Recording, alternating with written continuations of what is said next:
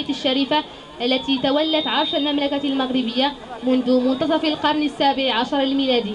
أدخله والده المنعم في سن الرابعة إلى الكتاب بالقصر الملكي، فرؤي في يونيو 81 900 وألف.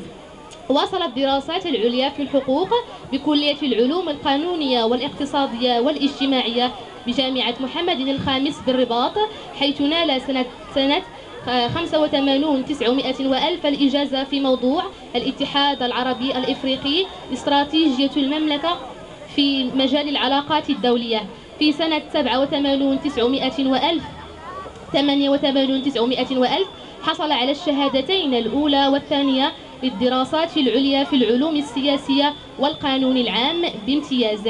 سنة 1993 نال شهادة الدكتوراه في الحقوق بميزة مشرف جدا من جامعة نايس صوفيا أنتوبوليس الفرنسية إثر مناقشة أطروحة في التعامل بين المغرب والسوق الأوروبية المشتركة. حضورنا الكريم،